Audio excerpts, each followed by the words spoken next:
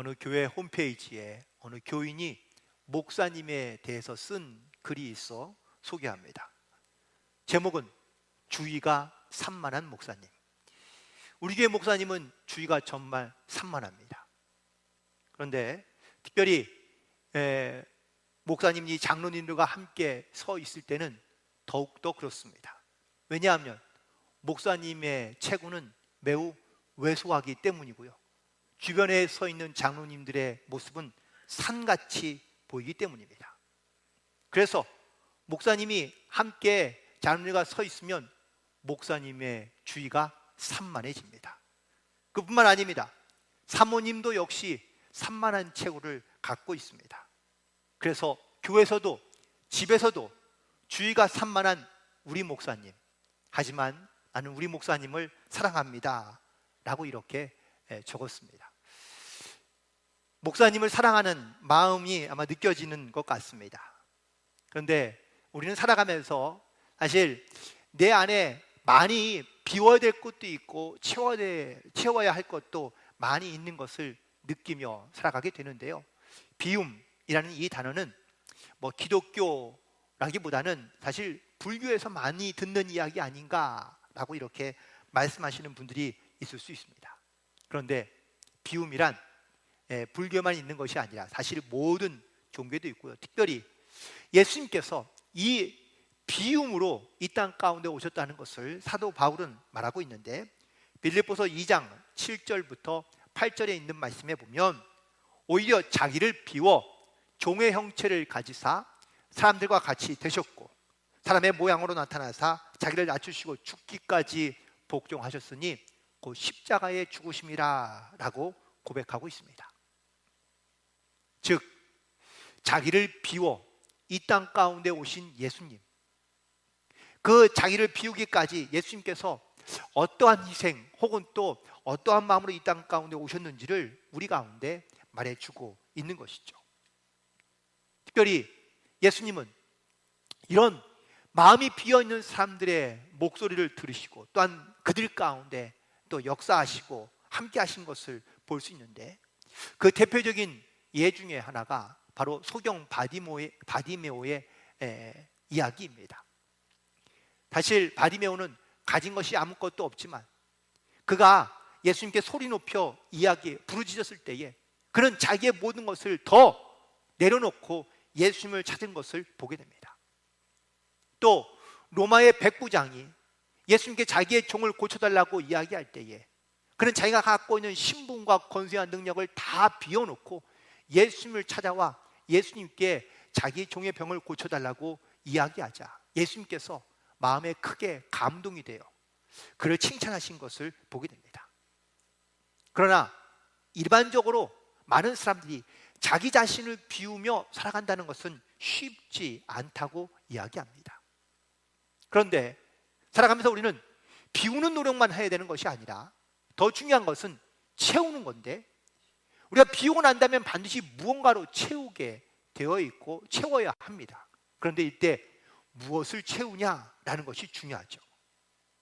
특별히 누가복음 11장 24절로 26절에 있는 말씀 가운데 보면 귀신 들린 사람이 있었는데 귀신 들림이 떠나고 나자 그가 비어있는 그곳에 하나님의 영으로 하나님의 말씀으로 채워지지 않게 되면 나갔던 귀신이 7을 데리고 들어와서 오히려 더 강한 그런 사단의 역사를 일으킨다고 말씀하고 있습니다. 맞습니다. 그래서 우리는 비우는 것도 중요하지만 무엇을 채우느냐라는 것이 더 중요한 것이죠. 특별히 우리 가운데 혹시라도 내 안에 있는 모든 악하고 더러운 모든 죄를 다 비워냈다면 그 비워진 우리의 마음과 심령 가운데 하나님의 말씀으로, 하나님의 사랑으로, 주의 은혜로 우리는 우리 가운데 충만하게 채워져야 될 줄로 믿습니다. 오늘 본문에 있는 말씀을 통하여 제가 비움과 체험이라는 말씀으로 함께 은혜를 나누고자 하는데, 스승인 엘리야가 떠나기 직전에 제자 엘리사에게 묻습니다. 내가 너에게 뭘 해주면 좋겠느냐라는 이 질문에 엘리사가 엘리야 선지자에게 요구하기를 당신이 갖고 있는 성령의 능력에 갑절을 나에게 주옵소서라고 말하고 있습니다. 즉 자기 안에 지금 더 채워야 할 것이 있다는 것을 말하고 있는 것이고, 또한 채우기를 바라는 마음을 가지고 말하고 있는 것인데, 바로 우리는 살아가면서 무엇을 채우며 살아가면 좋을까라는 것을 함께 묵상하며 은혜를 나누고자 합니다. 오늘 본문에 있는 말씀 가운데 2절과 4절과 6절에 보면 반복해서 등장하고 있는 말씀이 있는데요, 그건 바로 하나님의 살아계심과 당신의 영혼의 살아계심을 두고 맹세한다고 말하고 있는 엘리사의 말입니다. 그런데 여기서 내 인생 가운데 살아가면서 무엇이 중요한지, 그 중요한 일을 행하며 살아가는 것이 우리 가운데 필요하다는 것을 말하고 있고요, 그 중요한 일은 바로 하나님의 살아계심을 증거하며 하나님의 살아계심을 고백하며 살아가는 것이라고 고백하고 있는 겁니다. 열왕기상 19장 19절 이하에 보면 이 엘리사가 처음으로 이 엘리야와 만나는 장면이 등장하는데, 이 엘리사는 원래 농부입니다. 소 12마리를 가지고 농사를 짓고 있었는데, 이런 엘리사에게 엘리야가 지나가다가 너는 나를 따르라고 명하자 이 엘리사가 자기가 갖고 있던 소와 그리고 농사하던 일을 다 버려버리고 그리고 엘리야를 따르게 됩니다. 왜 이 엘리사는 엘리야를 따르게 되었을까요? 이런 비슷한 말씀이 신약에도 등장하죠. 예수님께서 고기 잡고 있는 베드로를 부르십니다. 너는 나를 따르라 라는 이 말씀에 제자들도 다 자기가 갖고 있던 직업과 혹은 또 가정을 다 내어놓고 내어버리고 비워두고 예수님을 따르게 됩니다. 아니 왜 이들은 자기가 하던 일을 모두 다 내려놓고 예수님을 따르게 되는 것일까요? 왜 엘리사는 스승 엘리야가 불렀을 때 그는 주저하지 않고 자기의 모든 것을 다 내려놓고 그를 쫓게 되었을까요? 이유는 내가 지금 하고 있는 이 일보다 더 중요한 일을 그가 깨달았기 때문인 것이죠. 내 삶에 정말 중요한 일이 무엇인지 그가 발견하게 되고 난 다음에 그는 자기의 일을 내어놓고 비워두고 그리고 스승을 쫓아 따라가게 되었다라는 사실입니다. 우리 살아가면서 이 중요한 일이 무엇인지를 분명하게 알아야 한다는 것이죠. 어떤 집에 엄마가 너무 아파서 누워 있는데요, 딸이 이 엄마가 아픈 모습을 보고 안타까운 마음이 들어서 엄마가 좋아하는 것을 해주면 좋겠다라는 마음이 들었습니다. 평소에 엄마가 녹차를 너무 좋아하는데, 그래서 집에 있던 좋은 녹차를 찾아서 그래서 그 녹차 잎을 잘 뜨거운 물에 이렇게 넣어서 그 망에 걸러서 엄마에게 가져다 주면 좋은데 망이 없는 겁니다. 그래서 집에 뭐 망이 없나 찾아보다가 그냥 대충 자기 눈에 보이는 망을 가져다가 이 그 녹차 잎을 걸러서요 어머니에게 갖다 주었습니다. 엄마는 너무 감동이 되는 거죠. 어린 딸이 자기가 좋아하는 녹차를 가져오니까 너무 감동이 돼서 아이에게 말합니다. 고맙다. 내가 좋아하는 녹차를 가져다 주어서. 그런데 내가 망을 씻어서 다 옥상에 올려놨는데 너는 도대체 뭘로 이 녹차를 만들었니? 라고 묻자 이 딸이 말하기를 엄마 파리채요. 그러자 이 엄마가 깜짝 놀라서 아니 파리채를 했다고? 라고 말하자 이 아이가 엄마를 진정시키며 이렇게 말합니다. 엄마 너무 놀라지 마요. 엄마가 놀랄까 봐 그래서 새 거 안 쓰고 쓰던 걸로 썼어요. 라고 이렇게 대답해 주었다는 겁니다. 물론 좋은 재료 그리고 정성스럽게 만든 이 녹차, 하지만 여러분들 이 녹차를 마실 수 있습니까? 물론 눈 딱 감고 먹으면 먹을 수 있긴 하겠지만 사실 이 녹차는 그 효과나 아니면 또 그 가치를 잃어버린 것과 다를 것이 없습니다. 하나님이 내 인생에 정말 필요하고 중요한 것을 우리에게 주셨습니다. 그게 각자마다 다를 수 있습니다. 하나님께 나에게 주신 재능과 달란트를 우리에게 주셨지만 사실 우리는 이것을 중요하게 여기지도 않으며 또한 귀하게 사용하지도 않는다는 것이죠. 하나님께서 나에게 중요한 하나님의 귀한 선물을 나에게 주셨는데 그 선물을 과연 나는 어떻게 사용하고 있습니까? 또한 오늘 본문에 있는 말씀 가운데 보면 나는 절대 당신을 떠나지 않겠다고 이 엘리사가 고백하고 있는 것을 보게 됩니다. 이거는 단순하게 사람을 떠나지, 즉 스승을 떠나지 않겠다라는 이러한 말뿐만 아니라 스승과 함께하고 있는 하나님과도 절대 떠나지 않겠다라는 이러한 믿음의 고백이기도 합니다. 오늘 본문에서 스승인 엘리야는 제자 엘리사에게 나를 떠나라고 이야기합니다. 왜냐하면 하나님께 갈 때가 때가 되었다는 것을 알기 때문이죠. 그런데 이 제자 엘리사는 절대로 나는 스승을 떠나지 않겠다고 반복해서 고백합니다. 하지만 이 엘리사는요, 단순히 스승만 떠나지 않는 것이 아니라 스승과 함께하고 있는 하나님과 영원히 동행하며 떠나지 않겠다는 것을 고백하고 있는 것이죠. 우리가 알고 있는 엘리야는 정말 대단한 사람이었습니다. 이스라엘 역사 가운데 아마 이 엘리야만큼 강하고 큰 선지자가 없었던 것이죠. 그런데 신약에 있는 야고보서에 보니까 야고보 기자는 조금 다른 이야기를 하고 있습니다. 야고보서 5장 17절에 보니까 엘리야는 우리와 성정이 같은 사람이로되, 그 사람의 성격과 그 사람의 삶을 말하는 것이 아닙니다. 엘리야는 우리와 다를 바가 없는 사람이었다고 말하고 있는 이유는 과연 뭘까요? 엘리야가 하나님께 기도하니까요, 하늘에서 불이 내려와 제단에 있는 모든 재물을 다 불살랐습니다. 이렇게 강한 성령의 어떤 충만한 능력을 갖고 있을 때는 강한 선지자 혹은 또 대단한 선지자였지만 그 이후에 그 나라의 여왕이었던 이사벨이 내가 엘리야를 잡아 죽이겠다는 이야기를 하자 순간 엘리야는 두려운 마음이 들어서 도망가기 시작합니다. 그리고 광야에서 하나님께 말하기를 내가 여기서 죽는 것이 훨씬 낫다고 이야기할 만큼 매우 연약한 사람으로 바뀌게 됩니다. 그는 과연 믿음이 강한 사람이었을까요? 아니면 믿음이 약한 사람이었을까요? 어쩔 때는 강한 사람처럼 보이는데 어떨 때는 약한 사람처럼 보이기도 합니다. 이게 바로 우리입니다. 우리도 믿음이 있거나 아니면 어떤 성령의 능력을 갖고 있을 때는 우리도 강한 것처럼 우리는 신앙생활을 하는 것 같지만 또 어떤 때는 정말 믿음이 있는 것인지 의심이 들 정도로 우리의 신앙과 믿음이 연약해질 때가 있는 것을 느끼게 됩니다.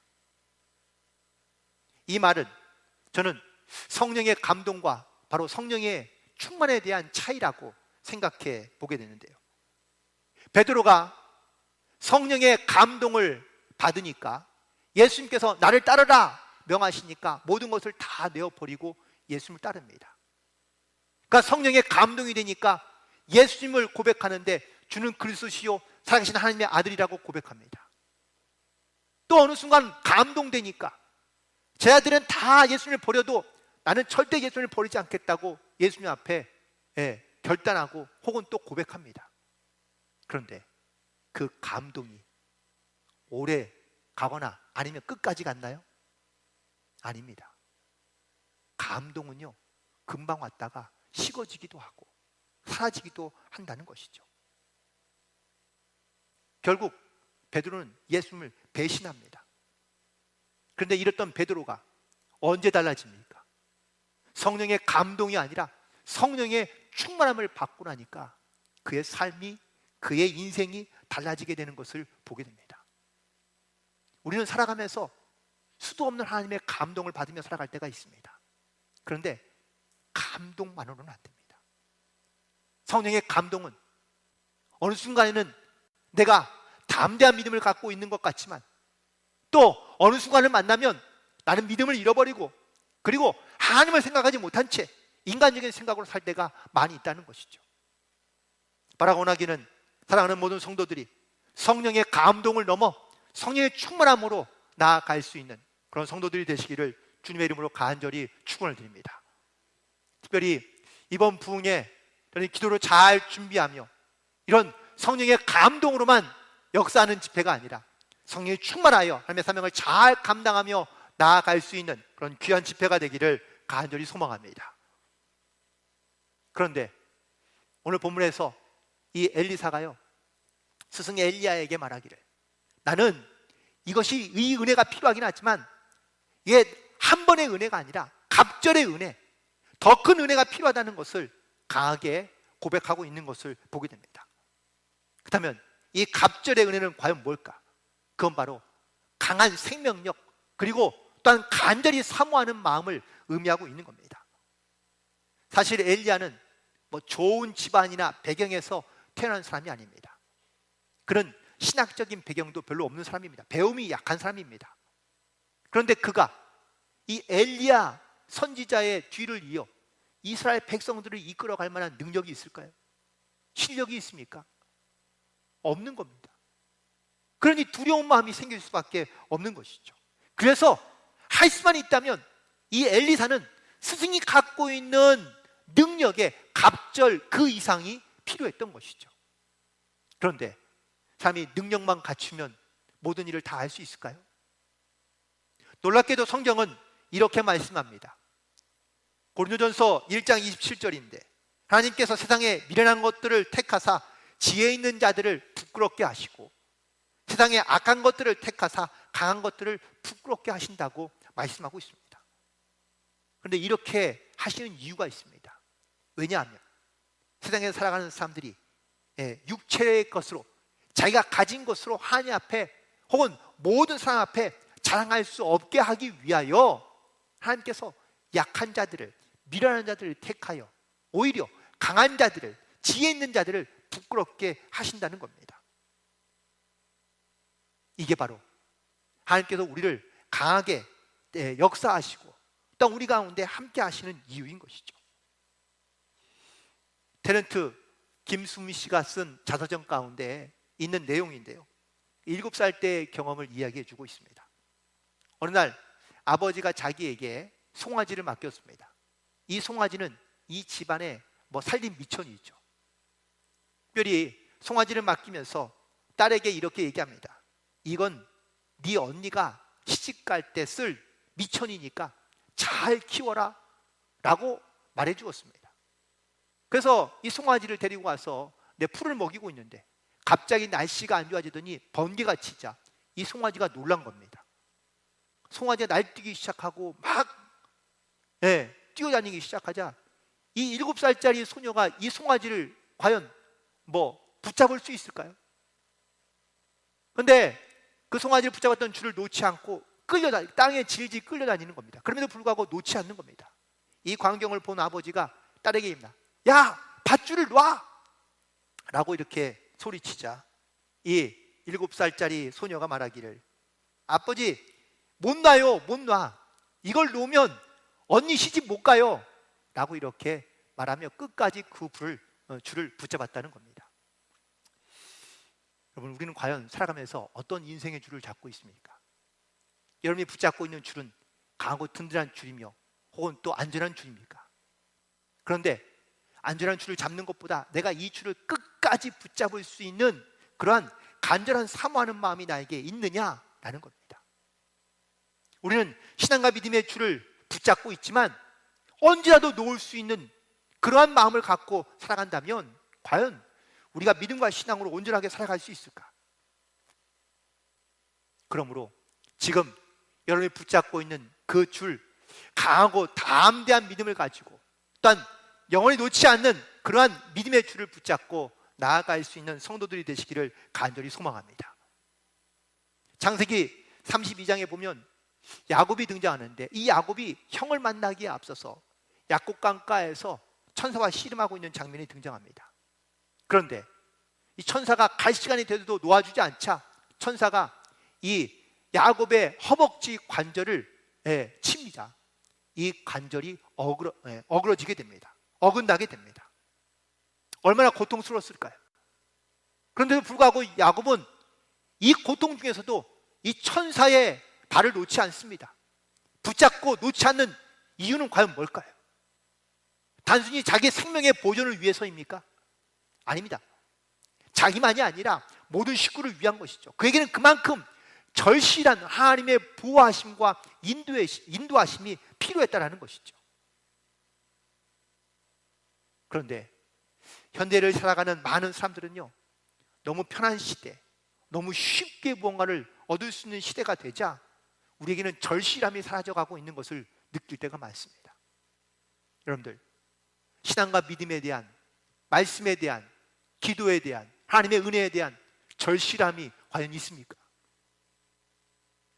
내가 정말 이 절실함으로 나에게 이게 강한 믿음의 생명력을 가지고 나는 지금 이 세상을 살아가고 있는지, 절실함과 간절함이 사라진 이 시대 속에서 과연 우리는 어떠한 신앙과 믿음을 가지고 살아가고 있는지를 다시 한번 돌이켜 봐야 될 줄로 믿습니다.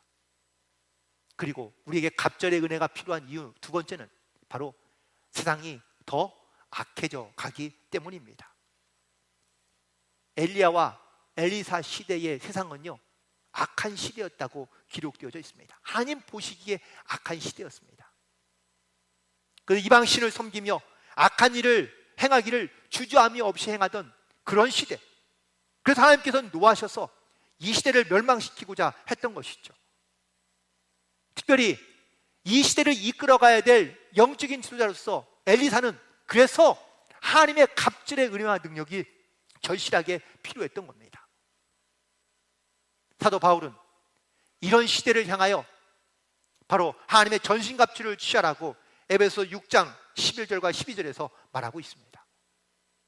이 시대가 악한 시대이기 때문에, 그래서 이 시대를 분별하며 이 시대를 이끌어갈 수 있는 영적인 사람, 하나님의 백성들은 바로 하나님의 전신갑주를 취해야 한다라고 말하고 있는 것이죠.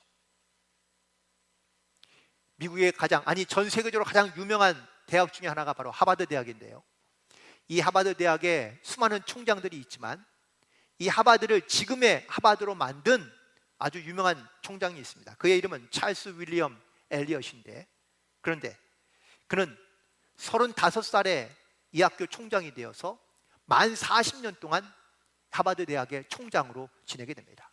이때 이 하버드 대학은 전 세계적인 그런 글로벌 대학으로 발전하게 되는데, 그에게 이야기 가운데 그에게는 지울 수 없는 상처가 하나 있습니다. 바로 얼굴에 있는 흉터인데요, 이 흉터가 어렸을 때부터 생겨가지고 어릴 때부터 아이들에게 놀림을 받습니다. 자라나면서 그의 마음 가운데 있는 결심은 하나, 내가 이 흉터를 반드시 수술해서 없애야 되겠다. 그래서 나이가 들어서 돈을 모아서 이제 수술을 받기 위하여 병원을 찾아갑니다. 의사 선생님에게 자기의 흉터를 보여주며 수술해달라고 요구했는데 선생님이 말하기를 이 흉터는 지워지지 않는 거라는 겁니다. 그 순간 그는 절망을 느끼고요, 그리고 그는 실망감으로 낙심하여 집에 돌아옵니다. 아무것도 하지 않습니다. 이때 믿음이 좋은 그의 어머니가 아들을 찾아와서 이렇게 이야기합니다. 아들아, 아마 내 얼굴의 흉터는 지워지지 않을 거야. 하지만 나는 하나님을 믿는다. 그리고 하나님이 너를 도와주신다면 지금까지는 많은 사람들이 내 얼굴에 있는 흉터를 기억하겠지만 앞으로는 내가 하나님 앞에 붙들려 내 인격을, 내 삶을 성장시키고 발전시키게 되면, 큰 사람이 되면 더 이상 사람들은 내 얼굴에 있는 흉터를 기억하지 아니하고 너를 기억하고 내 삶을 기억하게 될 것이라고 말해줍니다.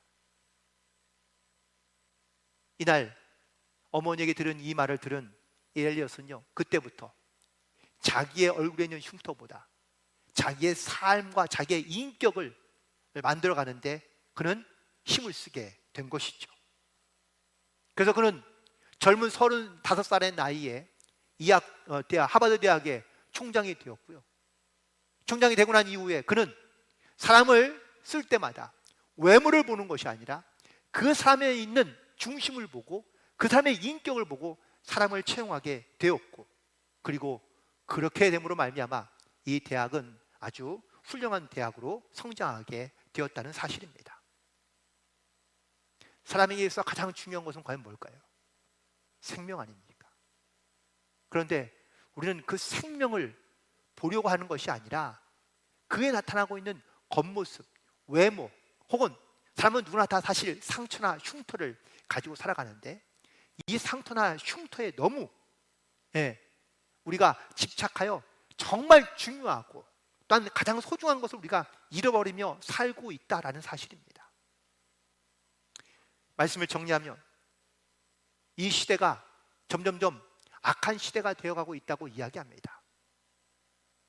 악한 시대가 되어가고 있다는 이러한 말씀 가운데 우리 가운데 반드시 기억해야 될 것은 바로 내가 믿음으로 신앙으로 살아가기 위해서는 반드시 갑절의 이전보다 갑절의 능력과 또한 하나님의 은혜가 필요하다라는 것을 더 많이 깨닫게 됩니다.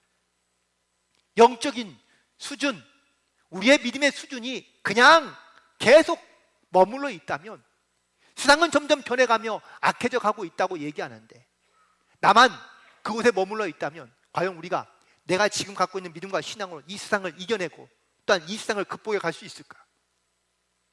지금 엘리사가 스승인 엘리야에게 구하고 있는 이 갑절의 능력과 영감은 자기만을 위한 것이 아니라 세상과 또한 하나님의 나라를 이루고자 하는 그러한 하나님의 주신 사명을 귀하게 여기고 또한 영혼을 중심을 귀하게 여겨 생명을 귀하게 여겨 이 땅 가운데 주의 뜻대로 살고자 하는 이런 믿음의 결단과 또한 믿음의 고백이지 않는가.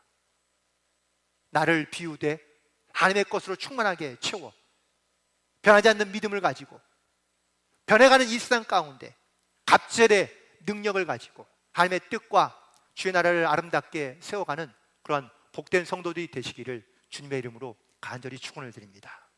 기도하시겠습니다. 주님,